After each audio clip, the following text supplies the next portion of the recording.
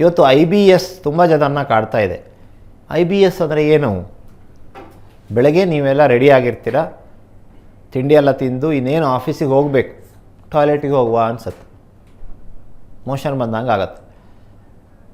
ಮಧ್ಯಾಹ್ನವೂ ಹಾಗೆ, ಊಟ ತಿಂಡಿ ಆದ ಕೂಡಲೇ ಏನೇ ಕುಡಿದು ಟಾಯ್ಲೆಟಿಗೆ ಹೋಗುವ ಅಂತ ಅನಿಸೋದು. ಒಂದೊಂದು ಸಲ ಮೋಷನಲ್ಲಿ ನೀರು ಹೋಗುವಂಥದ್ದು, ಅದರ ಜೊತೆಗೆ ಮ್ಯೂಕಸ್ ಹೋಗುವಂಥದ್ದು, ಲೋಳೆ ಅಂತ ಪದಾರ್ಥ ಹೋಗುವಂಥದ್ದು. ಹೀಗೆ ಲಕ್ಷಣಗಳು ಕಂಡು ಬಂದಲ್ಲಿ ಅದನ್ನು ನಾವು ಇರಿಟೇಬಲ್ ಬವೆಲ್ ಸಿಂಡ್ರೋಮ್ ಅಂತ ಹೇಳ್ತೇವೆ. IBS ಆಮಶಂಕೆ ಅಂತಲೂ ಕೆಲವರು ಫಸ್ಟು ಅಂದ್ಕೊಳ್ತಾರೆ, ಆಮಶಂಕೆ ಅಲ್ಲ, ಅದು IBS ಆಗಿರುತ್ತೆ.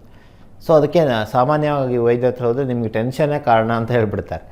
ಸೊ ಟೆನ್ಷನ್ ಅಲ್ಲ ಅದಕ್ಕೆ ಕಾರಣ.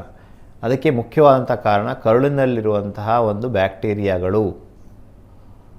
ಇಲ್ಲಿ ಕೆಟ್ಟ ಬ್ಯಾಕ್ಟೀರಿಯಾಗಳ ಸಂಖ್ಯೆ ಜಾಸ್ತಿಯಾಗಿ ಒಳ್ಳೆ ಬ್ಯಾಕ್ಟೀರಿಯಾಗಳ ಸಂಖ್ಯೆ ಕಡಿಮೆ ಆಗಿರುತ್ತೆ. ಈ ಒಳ್ಳೆ ಬ್ಯಾಕ್ಟೀರಿಯಾಗಳನ್ನು ಜಾಸ್ತಿ ಮಾಡಲಿಕ್ಕೆ ಪ್ರೋಬಯೋಟಿಕನ್ನು ಪ್ರತಿನಿತ್ಯ ತೆಗೆದುಕೊಳ್ಬೇಕು IBS ಇದ್ದವರು. ಅದರ ಜೊತೆ ಕೆಟ್ಟ ಬ್ಯಾಕ್ಟೀರಿಯಾನ ತೆಗಿಲಿಕ್ಕೆ ಆಯುರ್ವೇದಿಕ್ ಔಷಧಿ ಅಂದರೆ ಈ ಕಷಾಯವನ್ನು ಕುಡಿಯುವಂಥದ್ದನ್ನು ಮಾಡಬೇಕು. ಸೊ ಕೆಟ್ಟ ಬ್ಯಾಕ್ಟೀರಿಯಾ ರಿಮೂವಲ್, ಒಳ್ಳೆ ಬ್ಯಾಕ್ಟೀರಿಯಾವನ್ನು ತುಂಬುವಂಥದ್ದು, ಇದೆರಡು ಕೆಲಸ ಮಾಡಬೇಕು. SBO ಸಾಯಿಲ್ ಬೇಸ್ಡ್ ಬ್ಯಾಕ್ಟೀರಿಯಾ ಬರುತ್ತೆ. ಸೊ ಅದನ್ನು ನಾವು ತೆಗೆದುಕೊಳ್ಳುವಂಥದ್ದು ತುಂಬ ಅನುಕೂಲ ಮಾಡಿಕೊಡುತ್ತೆ.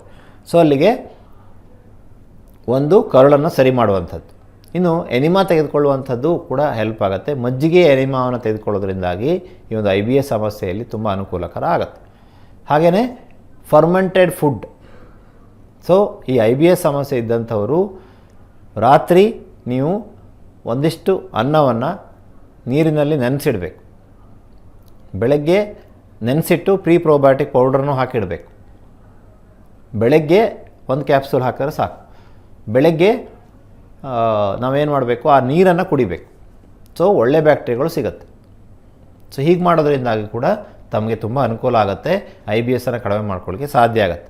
ಹೊಟ್ಟೆಗೆ ಮಣ್ಣಿನ ಪಟ್ಟಿ, ಹುತ್ತದ ಮಣ್ಣು, ಪುನಃ ಹುತ್ತದ ಮಣ್ಣು ಅಥವಾ ಶುದ್ಧವಾದ ಮಣ್ಣನ್ನು ತೆಗೆದುಕೊಂಡು ಅದನ್ನು ಒಂದು ನೀರಲ್ಲಿ ನೆನೆಸಿ ಪೇಸ್ಟ್ ಥರ ಮಾಡ್ಕೊಂಡು ಹೊಟ್ಟೆಗೆ ಹಚ್ಚಬೇಕು. 20 ನಿಮಿಷ ಆದಮೇಲೆ ಅದನ್ನು ವಾಶ್ ಮಾಡುವಂಥದ್ದು ಅಥವಾ ಸ್ನಾನ ಮಾಡುವಂಥದ್ದು. ಇದನ್ನು ಮಾಡೋದ್ರಿಂದ ಕೂಡ IBS ಕಡಿಮೆ ಆಗಲಿಕ್ಕೆ ಅನುಕೂಲ ಆಗುತ್ತೆ. 10 ದಿನಗಳ ಕಾಲ ಈ ಒಂದು ನೈಸರ್ಗಿಕ ಚಿಕಿತ್ಸೆ, ಆಯುರ್ವೇದ ಚಿಕಿತ್ಸೆಯನ್ನು ಪಡೆಯೋದ್ರಿಂದಾಗಿ IBSಗೆ ಸಂಪೂರ್ಣ ಗುಣ ಮಾಡಲಿಕ್ಕೆ ಸಾಧ್ಯ ಇದೆ. ಫಂಕ್ಷನಲ್ ಮೆಡಿಸಿನ್ ಮೂಲಕ IBSನ ಮೂಲ ಕಾರಣಕ್ಕೆ ನಾವು ಚಿಕಿತ್ಸೆಯನ್ನು ಕೊಡ್ತೇವೆ. ತನ್ಮೂಲಕ ಲಕ್ಷಾಂತರ ಜನ ಈ ಒಂದು IBSಯಿಂದ ಪಾರಾಗಿದ್ದಾರೆ. ಸೊ ಹಾಗಾಗಿ IBS ಇದ್ದರೆ ವರಿ ಮಾಡುವಂಥ ಅಗತ್ಯತೆ ಇಲ್ಲ. ಈ ಥರ ಸಿಂಪ್ಟಮ್ಸ್ ನಿಮಗಿದ್ರೆ ವರಿ ಮಾಡುವಂಥ ಅಗತ್ಯತೆ ಇಲ್ಲ. ಖಂಡಿತವಾಗಿ ಭಾರತೀಯ ಚಿಕಿತ್ಸಾ ಪದ್ಧತಿಯಲ್ಲಿ ಇದಕ್ಕೆ ಪರಿಹಾರ ಇದೆ ಅನ್ನುವಂಥ ಮಾತನ್ನು ಹೇಳ್ತಾ ನಮಸ್ಕಾರ.